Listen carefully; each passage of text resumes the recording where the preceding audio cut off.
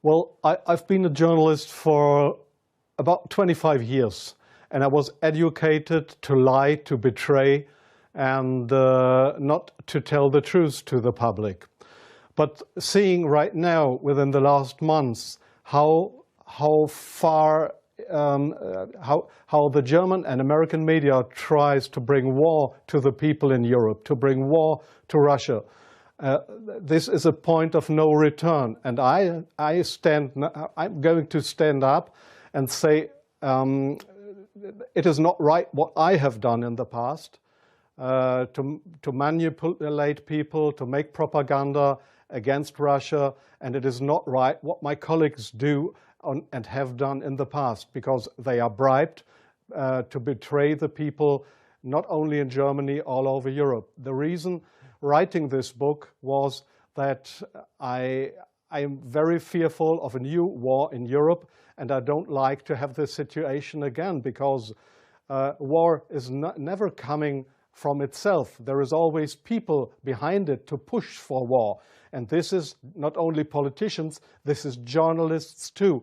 And I just have written in the book how we have betrayed in the past our readers just to push for war, and because I don't want this anymore. I'm fed up with this propaganda. We live in a banana republic and not in a democratic country where we have press freedom, where we have human rights. If you see the German media, especially my colleagues who day by day write against the Russians, who are in transatlantic organizations and who are supported by the United States to do so, well, people like me, I became an honorary citizen of the state of Oklahoma in the United States. Just why? Just because I write pro-American. I wrote pro-American. I was supported by the Central Intelligence Agency, by the CIA. Why? Because I should be pro-American. I'm fed up with it. I don't want to do it anymore.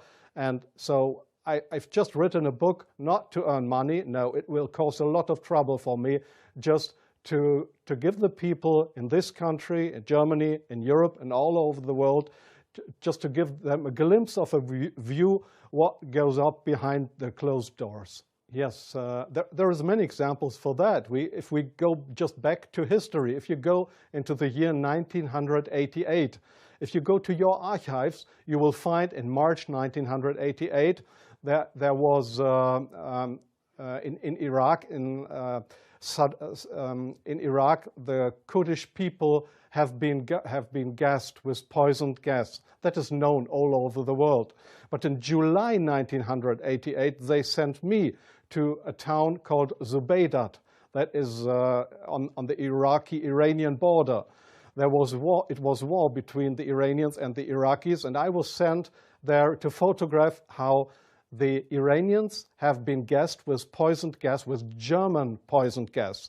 You call it Lost and Zarine, mustard gas, made by Germany. They have been gassed, and I was there to make photographs how these people have been killed by poisoned gas from Germany. When I came back to Germany, there was just one small photo in a newspaper, in the Frankfurter Allgemeine, and there was one small article not writing how impressive, brutally, how unhuman, how terrible it was to kill decades after the end of the Second World War, people with German poisoned gas. So this was a situation I feel misused for having been there and just to give a documentary what has been done, but not being allowed to cry out to the world what we have done behind closed doors. Up to today, it's not well known in the public that with German public gas, there have been hundreds or thousands of people gassed in this city of Zubaydat. Now, you ask, what have I done for intelligence agencies? So please see, most of the journalists you see in foreign countries, they claim to be journalists, and they might be journalists, European or American journalists, but many of them, like me in the past, are so-called non-official cover. That's what the Americans call that. I have been a non-official cover. Non-official cover means what? It means you too work for an intelligence agency. You help them if they want you to help them, but they will never,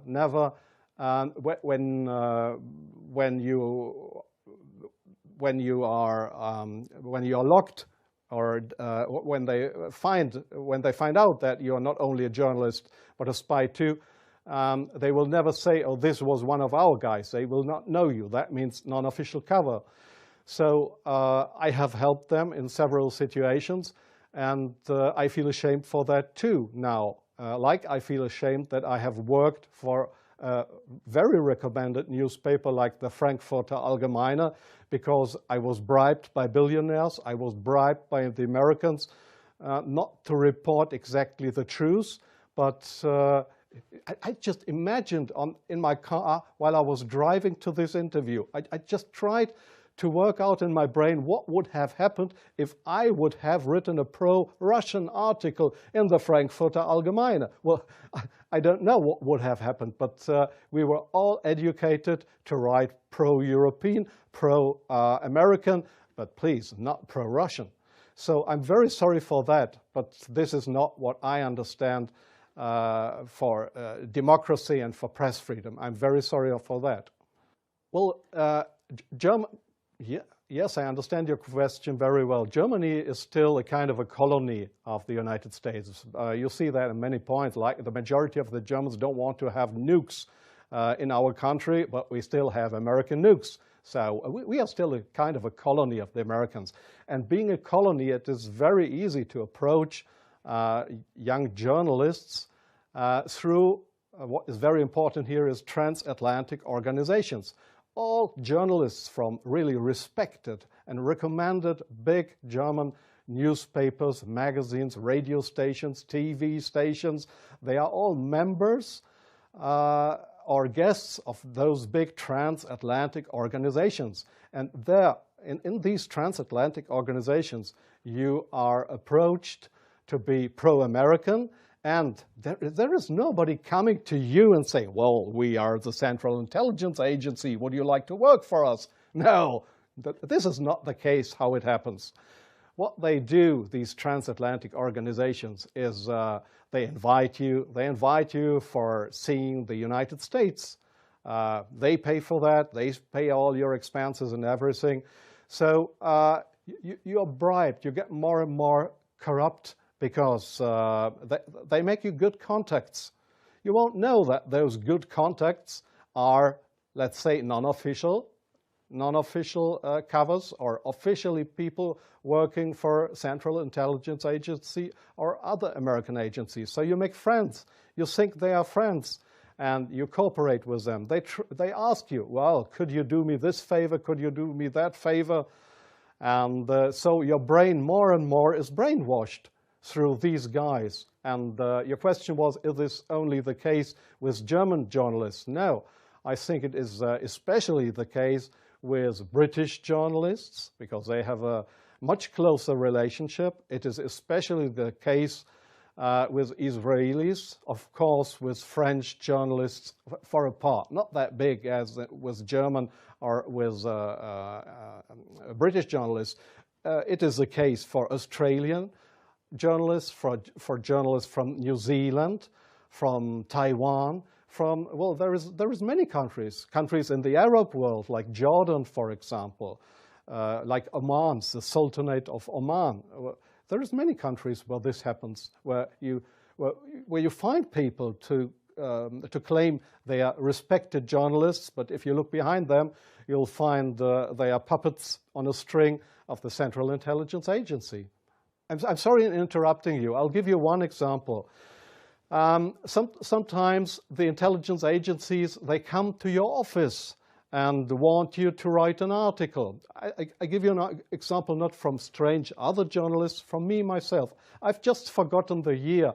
I just remember that the German Foreign Intelligence, Bundesnachrichtendienst, it is just a sister organization of the Central Intelligence Agency. It was founded by the American Intelligence Agency. So one day the BND, this German Foreign Intelligence Agency, came to my office at the Frankfurter Allgemeine in Frankfurt.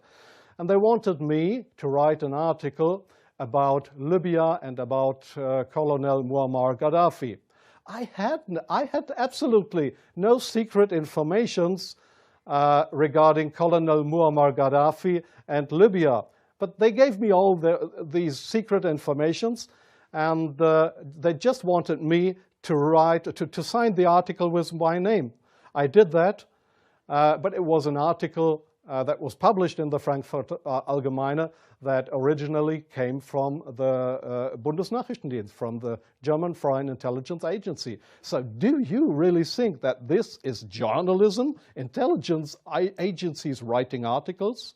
Oh yes, that article, I have reprinted it partly in my book. That article was how Libya and Colonel Muammar Gaddafi, how he secretly tried to build a poison gas factory, I think in Rapta was the name, yeah. And I got all those informations. It was a story that was printed worldwide 2 days later. But I had no information on that. It was the intelligence agency that wanted me to write this article.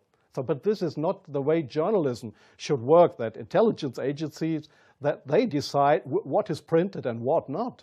If I say no, I give you an example from a very good example if you say no. Well, we have a rescue unit in Germany with helicopters for traffic accidents.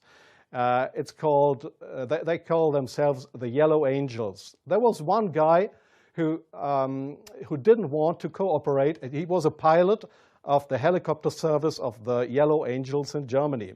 This guy said no to the Foreign Intelligence Service, Bundesnachrichtendienst, when they approached him and wanted him as a non-official cover to work for the German Foreign Intelligence Agency, just to pretend to be somebody from the Yellow Angels. So what happened was that he lost his job. And the court in Germany, the judge decided that they were right, because such a guy could not be trusted. He was kicked off his job because he didn't cooperate with the Foreign Intelligence Service. So I knew what would happen if I would not cooperate with intelligence services. Well, I have had, let me say, 6 times my house was house searched because I was accused by the public prosecutor, the German public prosecutor. I was accused of leaking secrets of states. 6 times house searched. Well, they hoped that I wouldn't do that ever again. But I think it's worse that the truth will come out one day. The truth won't die. And I don't mind what will happen. I've had 3 heart attacks. I have no children. So if they want to bring me to court or to prison, so it's worse for the truth, for war. And this is not only politicians, this is journalists too. And I just have written in the book how we have betrayed in the past our readers just to push for war, and how the German and American media tries to bring war to the people in Europe, to bring war to Russia. This is a point of no return, and I'm going to stand up and say it is not right what I have done in the past, to manipulate people, to make propaganda against Russia, and it is not right what my colleagues do and have done in the past, because they are bribed to betray the people, not only in Germany, all over Europe. The reason writing this book was that I am very fearful of a new war in Europe, and I don't like to have this situation again, because war is never coming from itself. There is always people behind it to push. Well, I've been a journalist for about 25 years, and I was educated to lie, to betray, and not to tell the truth to the public. But seeing right now, within the last months, how far